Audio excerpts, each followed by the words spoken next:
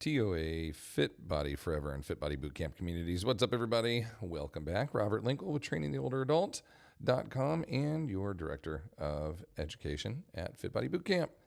We are going to dive into something here. This is a video of programming today that I took in-house of Joyce and Frank and Kenton, and I wanted to showcase a little bit of it to you so you could kind of see some of the thought process that goes behind the programming and what we're doing. Now, the first thing that you're going to see is Frank performing a two-handed pickup and carry across the gym. So here's our 3, 2, 1, go. He's going to pick up. He's got a 35-pound bag, carries it to the other side, sets it down, and then has to turn around and kind of back into that seated position. Again, we're doing that on purpose, so we have to work on changing direction, carrying a heavy implement. This could be a container of rock or a heavy grocery bag, anything where you have to have both hands in front of you like that, and then kind of do that awkward waddle from side to side as we go forward. This is a really challenging component for us to practice, but also that back end position as well to help us with our fall prevention. Now, Joyce takes a different approach. She's doing more of the suitcase carry, brings it into position here, sets it down, and then she turns herself around here and has a seat. You can see the coordination, the foot mechanics, the components, the really good pickups, switches her hands, carries the other side, working on that heel to toe contact as she comes around here. Now, this one, really, really fun. Now, something I want you to pay particular attention to, as Kenton had asked me earlier, why are we doing these slams? What's so important about this? What I want you to take from this is, though she's about to slam something straight down onto the ground, the return, the value of a high power, high type 2 muscle fiber action that's explosive. As she releases this implement to the floor, all of her musculature in her body had to react super, super quick. So when she does this, you're going to see the strike, and then she kind of fumbles a little bit going backwards.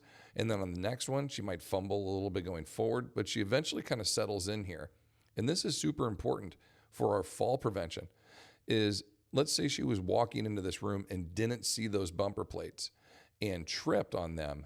She would have to throw her foot out in front of her really, really quick and react. Well, if she doesn't practice that type of action, this dynamic, explosive, quick reaction, then she's not going to know how to do it when the moment comes. So how can we kind of replicate that, even though it's not a foot, positioning exercise? We've talked about before how people that can bench press really heavy will be, they'll bench for 8 weeks and then test their deadlift and it'll improve, and vice versa, right? It's a muscular effort or a power-based effort trained through the body will have a positive stimulus for all areas of aspect. Now, the ones that you train specifically will be much greater, of course, but this is still her neurological system saying, react quickly, fire quickly, right? Explode. And so that's what we get out of this. As she continues to slam these, we're kind of egging her on, and we're saying, hey, you really be aggressive and visualize, somebody you don't like, and like slam this thing.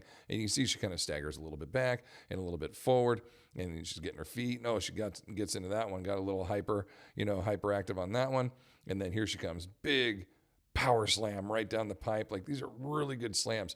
This is the fastest this 82-plus-year-old has moved in a long time. Deep, good squats as we're trying to get her lower into that hinged position as she's picking up. Yeah, right here. We're really focusing on not bending over as much. Now, displacing her hips, throwing her butt back as she slams. Kenton's doing a little complex here with the shoulders. Frank's doing some neutral rows and then some pronated face rows as we did kind of supersets here. 2 sets back to back, and then moved on to our next one. Now, Frank was crushing this thing. Frank has a kind of an early detection of Parkinson's disease, and something that we've been heavily focusing on for him are these dynamic, explosive movements as well, really trying to exhaust his neurological system. So the pieces that he has, Kenton really gets into this thing, man. I should give you some volume so you can hear this. Ooh, listen to that. Listen to that. Woo, man, I love that. Just that big hammering smash down there. So good. So what we're trying to do with Frank is tax his neurological system. So any of the tremors or any of the involuntary responses that he has, there's good research to suggest that the more fatigue you give to your type 2 neurological system, that is a fast twitch is a reactive, neurological response. If you can fatigue that a bit, that it will not trigger as often. And so they see this in individuals that have Tourette's, also people that have Parkinson's as well.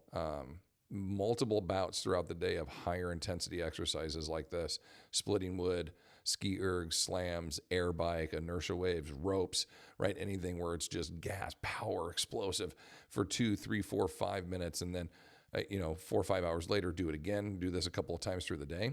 Has a really good return for basically not having, if it's Tourette's, their tics and or verbal cues or anything that come out, but also with Parkinson's clients, where if their hands or their feet or their face or any of the tic or tremor type responses they have show to be less prevalent. So pretty cool practices in here that we were able to get into today. I saw a lot of good wins for our clients and some really good teaching opportunities. So I wanted to just make a little video here, showcase these, and work on a couple of these pieces with you as we kind of work our way through. And just look at the velocity difference here from Kenton, really throwing his hips back. And he just got into this. He was enjoying it so much. He was having such a good time. And we got done. He was huffing and puffing. He goes, man, there's a big cardiovascular response to this too. We did some step ups over there, alternating step ups. And then Joyce is over here doing some seated rows. We had a really good day. Great day of training.